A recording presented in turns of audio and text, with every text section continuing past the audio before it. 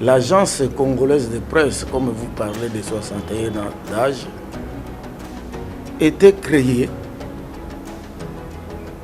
par le premier ministre du Congo, Patrice Emery Lumumba. À ce moment-là, il y avait des problèmes entre l'État et l'Église catholique. Et pour faire passer le message de l'État, il fallait un média bien précis. C'est dans ce cadre-là que le Premier ministre Patrice Emery Lumumba signera le premier décret de sa vie politique. Et ce premier décret a créé le 12 août 1960 l'agence congolaise de presse.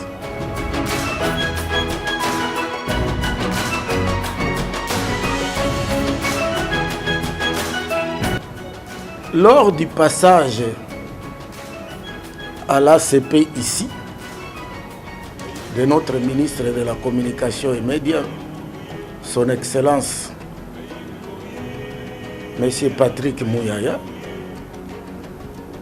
je cite son nom avec beaucoup de respect, parce que c'est un professionnel des médias. Lors de son passage donc ici à l'ACP, il était agréablement surpris de constater que l'ACP s'est mis au diapason d'autres médias internationaux. L'ACP dispose aujourd'hui d'un bulletin quotidien qui est publié chaque matin. L'ACP dispose des médias en ligne et l'ACP dispose de ce que nous appelons en général les multimédias. Donc nous pouvons monter les vidéos ici à l'ACP et les vulgariser à travers le monde. D'ailleurs, ceux qui ont l'habitude de lire les réseaux sociaux, ils vont constater que l'ACP est en train de faire passer le message à travers les vidéos, à travers les écrits. Et c'est pour cela que nous appelons ça multimédia, parce qu'à côté de cela, il y a aussi la voix qui est incrustée dans les publications de l'agence congolaise de presse.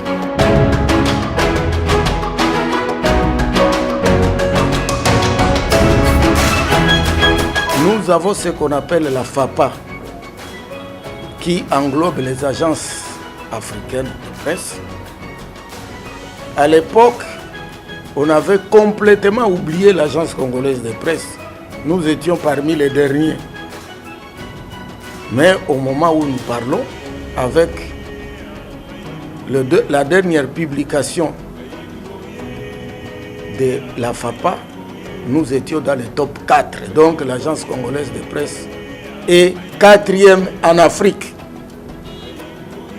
Et nous croyons qu'aujourd'hui, lorsqu'on va publier encore d'autres éléments de la FAPA, nous pouvons être 2e ou 3e.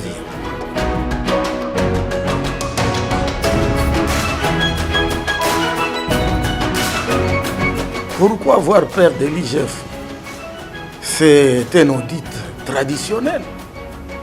L'IGF a dans ses obligations de contrôler les fonds publics de l'État.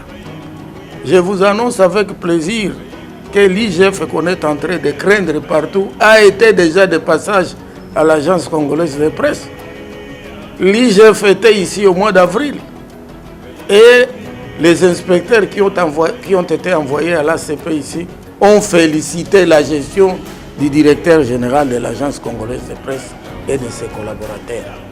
Donc pour nous, aucune crainte, et nous demandons à tout le monde, à tous les mandataires et à tous les autres responsables de l'État de pouvoir accueillir les agents de l'IGF sans crainte. Ils ne sont pas des gendarmes pour venir poignarder les gens. Ils viennent voir ce que l'État a mis à la disposition de ces entreprises et de ces institutions pour qu'on sache si la gestion a été orthodoxe ou pas. Si la gestion est biaisée, à ce moment-là, l'IGF va prendre les dossiers, il transmet ça au parquet. Le parquet vous auditionne. Si on vous lave, on vous laisse. Si on ne vous lave pas, vous vous retrouvez quelque part.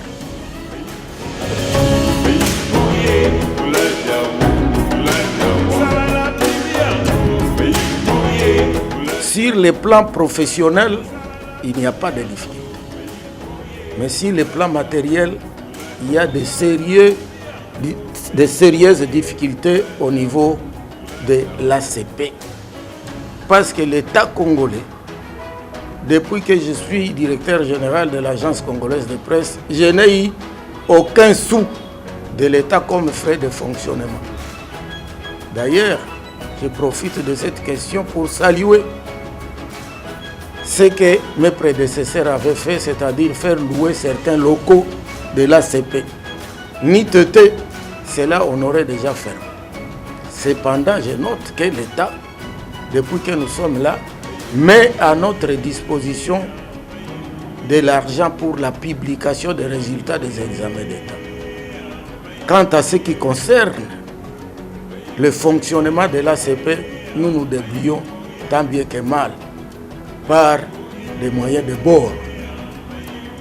J'espère que le président Tshisekedi, qui a une attention soutenue sur le travail qui est fait par l'Agence congolaise de presse, songera dans les tout prochains jours à nous doter des moyens de notre politique pour que nous puissions démontrer ce dont nous sommes capables. Nous, ACP, pas les DG seulement, les DG avec les équipes qui l'accompagnent, particulièrement la rédaction au niveau d'ici et toutes les rédactions de l'intérieur du pays. Sachez que l'ACP est représentée partout au Congo, dans les coins et les recoins du pays. Ce qui nous crée comme problème, ce sont les installations dans lesquelles nous devons nous abriter. Pas plus tard qu'il y a quelques mois, le volcan Nyiragongo est allé endommager les bureaux de la ZAP à Goma. Et les agents qui travaillent dans cette institution sont presque en difficulté. Je suis sûr et certain que d'ici là, le président Tshisekedi va songer à nous. Parce que récemment ici, il y a le ministre de la Communication et des Médias, son Excellence M. Patrick Mouyaya, nous a donné des instructions fermes pour le bon travail qui doit se faire à l'Agence congolaise de presse. Et à cela, je note avec satisfaction qu'avec son implication, nous avions pu régler les problèmes qui allaient ramener l'ACP dans des cours et tribunaux. Il y a des stagiaires qui avaient déjà fait 5, 6, 7 ans, voire 10 ans ici à l'Agence congolaise de presse, sans être payés. Et le ministre Mouyaya, en collaboration avec son collègue du budget, ont tout fait pour que cela soit une réalité. Aujourd'hui, tous les stagiaires qui étaient à pied d'œuvre à l'intérieur du pays, comme ici à Kinshasa, ont été payés. Les retraités de l'ACP étaient considérés comme des parents pauvres, alors qu'ils ont rendu de beaux et loyaux services à la nation. Ces gens-là ont beaucoup souffert. C'est dès qu'il y a un mois qu'on vient de régulariser leur cas. Donc les retraités ont été aussi payés comme tout le monde. Il y a les agents et cadres qui réclament jusqu'aujourd'hui un barème qui avait été signé par nos ministres.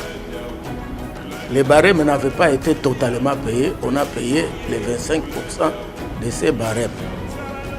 Mais nous avons l'espoir que lorsque les moyens seront réunis, on va payer les barèmes dans sa totalité. Donc le gouvernement n'a pas oublié l'Agence congolaise de presse sur ce plan-là. Le gouvernement fait des efforts pour que l'ACP et les agents qui sont utilisés ici soient bien payés. Donc, le gouvernement songe au social des agents et cadres de l'Agence congolaise de presse.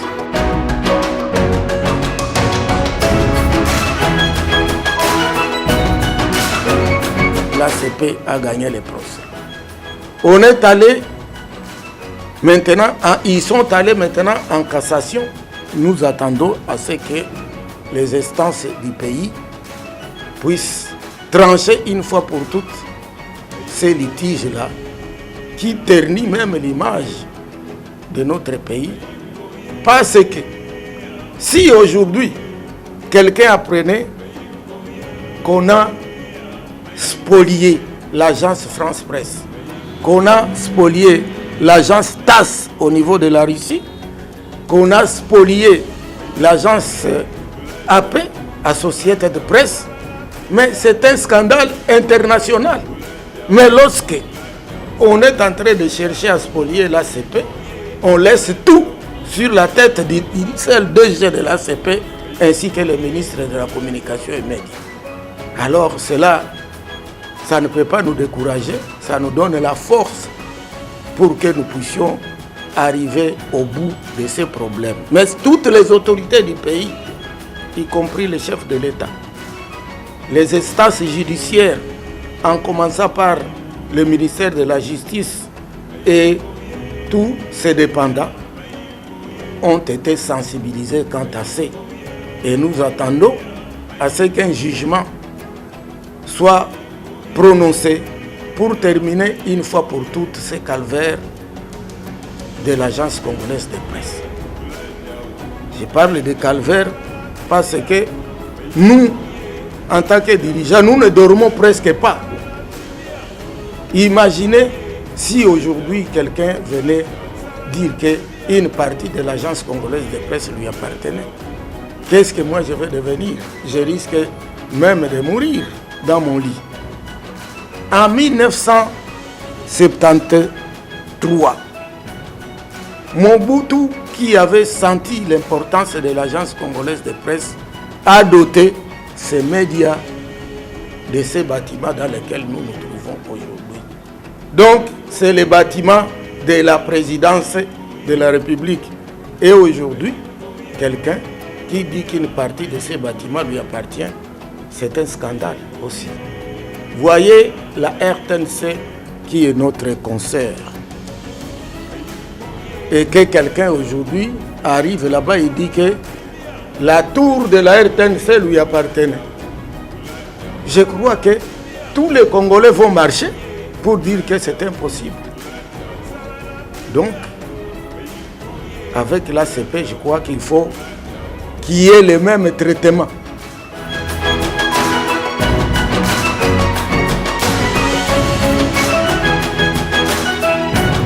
Les perspectives d'avenir, je les vois dans l'amélioration de l'outil de travail au niveau de l'Agence congolaise de presse. Les ressources humaines, comme je l'ai dit, sont là, particulièrement en ce qui concerne la rédaction, où nous avons renforcé à partir de ce que nous appelons le multimédia. Son Excellence, Monsieur le ministre de la Communication et des Médias, nous a donné des injonctions à respecter particulièrement l'amélioration de ce que nous appelons le multimédia. Et nous y mettons, nous sommes en train d'y travailler. Dès que les moyens sont réunis, je crois que nous serons performants aussi dans ces domaines-là. Comme vous le savez, l'Agence congolaise de presse avait, à un moment donné, des représentations dans les grands pays du monde. Il y en avait à Bruxelles, il y en avait à Paris, il y en avait à Pékin et il y en avait aussi à Washington. Le ministre Mouyaya, quand je lui ai expliqué tout cela, je lui ai donné même les dossiers relatifs. Je crois que son cabinet est en train d'étudier ces dossiers là-bas. Parce que pour le moment, nous n'avons que 2 personnes qui se trouvent en Europe aujourd'hui et qui sont régulièrement payées par l'État congolais. L'État avait cessé de payer les agents de l'agence congolaise de presse de l'extérieur du pays depuis le gouvernement Birindwa. Ce n'est que récemment que nous avions pu régler ces problèmes-là il y a 2 ans et demi. Les 2 agents qui sont à Bruxelles sont payés régulièrement et j'ai donné comme proposition au ministre la réouverture d'autres bureaux de l'agence congolaise de presse à l'extérieur du pays.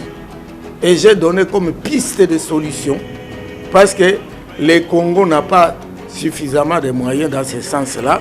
On peut utiliser nos ambassades se trouvant dans ces pays pour doter l'ACP de quelques locaux devant abriter les sièges de l'agence congolaise de presse dans ces pays. Parce que c'est très important que le Congo puisse être vendu à l'extérieur et que les échos du Congo puissent sortir du Congo et sortir aussi de l'extérieur et arriver à l'agence congolaise de presse qui est la presse par excellence de ces pays. Sauf que certaines personnes ne connaissent pas ce que l'agence peut faire, mais aucun président au monde, particulièrement dans les pays occidentaux, ne peut voyager sans une agence de presse.